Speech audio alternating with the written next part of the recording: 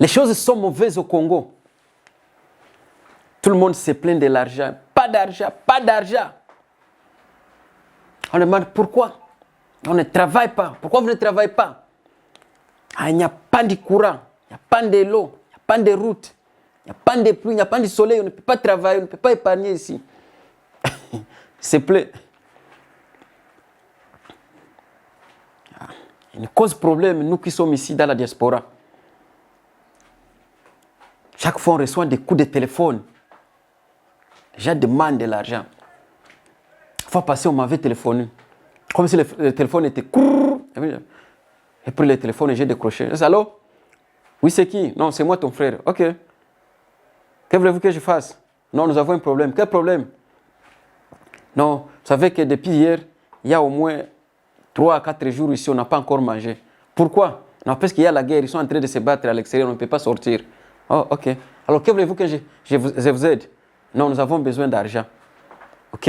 Vous avez besoin d'argent? Ah, c'est vrai. Oui. Ah, comment vous allez retirer cet argent? Non, on va essayer, on va voir. Hein. Vous envoyez seulement l'argent. Non, monsieur, on ne peut pas envoyer de l'argent. Vous savez que vous avez déjà 4 jours sans sortir. Alors, si on envoie l'argent, vous n'allez pas avoir les moyens de sortir pour aller retirer ça, pour les retirer. Non, on va voir comment. On peut même stopper la guerre pendant un petit temps pour retirer de l'argent. Diaspora. C'est un problème, on ne peut pas épargner, c'est difficile, puisque les choses sont très compliquées, difficiles dans la République démocratique du Congo. Souvent, vous attendez les gens se plaindre, chaque fois. Vous attendez. Et nous, les Congolais, sommes le problème de nous-mêmes. Congolais, ont problème, il y a Emoko. Congolais des problèmes ya mboka mboka eza na problème te Congolais des problèmes na mboka a problème na mboka na yeye Congolais yepeke ndio mwenye problème yepeke hakuna mtu mwingine usitafuti hakuna mloji hakuna adui hakuna mwizi Congolais yepeke ndio Congolais ni adui ya yepeke Pourquoi?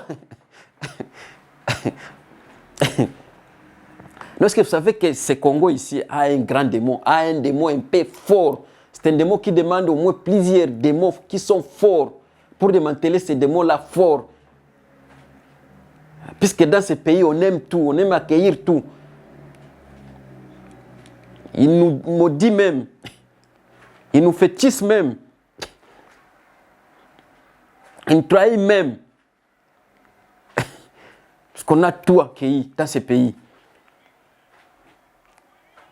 C'est pourquoi nos leaders aussi même ne nous aiment pas, puisque nous aimons accueillir tout le monde.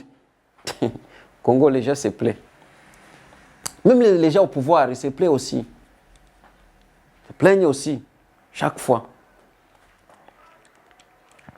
Surtout pendant la guerre. La prise de la ville de Goma. On avait attendu les autorités en train de se plaindre.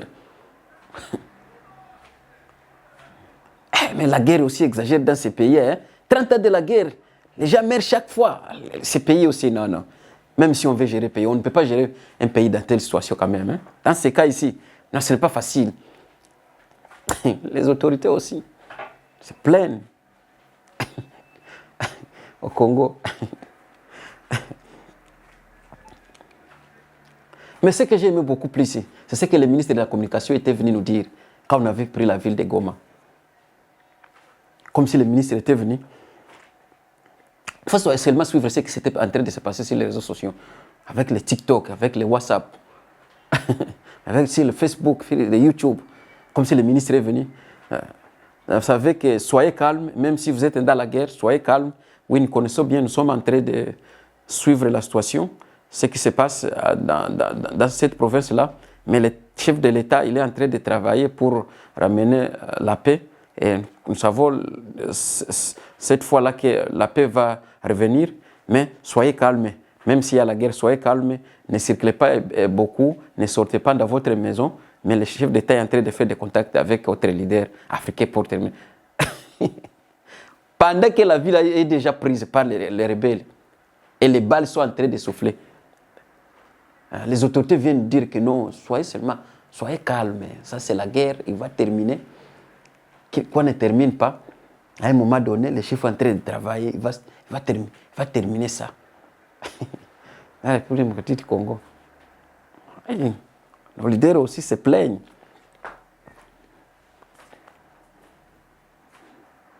Après quelques temps, il y a un autre ministre qui était aussi venu nous dire normalement qu'est-ce qu'on va faire. Comme la ville a été prise, qu'est-ce qui doit être fait pour les gens, pour le peuple, pour les citoyens de ces pays-là. Comme si les ministres étaient commencés. Non, merci. Vous savez que moi, en tant que responsable, je suis un ministre, donc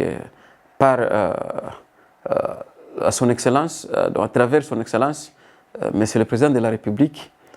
Aujourd'hui, je suis devant vous, devant votre caméra. Je vais vous assurer et vous garantir que Goma ne tombera pas. Mais je crois qu'on a perdu la bataille, mais on n'a pas perdu la guerre. Nous sommes toujours là. Le président va se battre. Il est en train de se battre avec sa famille pour que la paix puisse revenir. Mais soyez seulement calmes. Toutes choses, on croit qu'au fur et à mesure, la situation va se rétablir. Mais aussi, on ne sait pas qu'est-ce que ces gens cherchent. Bon, je crois qu'il faut seulement prier. Et puis, donc le chef est là. Mais c'est pourquoi je suis venu selon à la vision du chef de l'État. Et donc, je peux le dire à nos compatriotes que nous ne sommes pas en train de dormir. Nous sommes en train de voir aussi comment cette situation peut être démantelée. Tellement que c'est ça l'objectif. Et vous savez que le chef a été voté. Donc, s'il a été élu, c'est juste pour venir sécuriser les Congolais. C'est la première personne, c'est le numéro 1 de notre pays qui va nous protéger et qui va nous amener vers la paix et qui va nous protéger vers l'insécurité. Bon, je connais bien qu'il ne peut pas le faire à un moment, mais il est aussi en train de travailler. Ne croyez pas qu'il dort seulement. Lui ne dort plus, nuit et jour, en train de penser comment il va terminer cette guerre. C'est pourquoi vous avez vu, il est en train de voyager partout dans le monde juste pour frapper aux portes de ceux-là qui peuvent venir à nous aider, puisque c'est ça son rôle et c'est ça son objectif. Vous savez qu'élire quelqu'un ou bien dans les bureaux publics, ce n'est pas aussi facile, mais vous savez qu'il ne peut pas travailler seul. Il a besoin de votre appui en tant que peuple, même si on vous a pris en otage. Je connais qu'on sait bien que les rebelles ont déjà occupé, et ces territoires occupés, ils doivent être libérés aussitôt et aussi possible. Mais aussi, vous, aussi les journalistes, nous sommes en train de vous encourager, savoir comment parler au peuple, donner au peuple la foi, donner l'espoir, les encourager et leur dire que ce n'est pas la fin du monde, même s'ils ont pris en otage. Mais nous savons bien que la paix, le chef de l'État, le numéro 1 de notre pays, va faire revenir la paix et la paix reviendra de gré ou de force. Mais concernant ce que vous dites, vous savez que ce n'est pas seulement le Congo où il y a la guerre. Il y a partout, il y a la guerre. Il y a la guerre en Ukraine entre la Russie et l'Ukraine. Il y a la guerre entre l'Iran et l'Israël. Il y a la guerre entre l'Israël et la Palestine. Donc toutes ces guerres-là, vous savez que c'est ça la nature de la politique. La guerre doit être là. Il y a ceux-là qui vont survivre. Il y a ceux-là qui vont mourir. Et il y a ceux-là qui vont vivre donc, en étant de la guerre.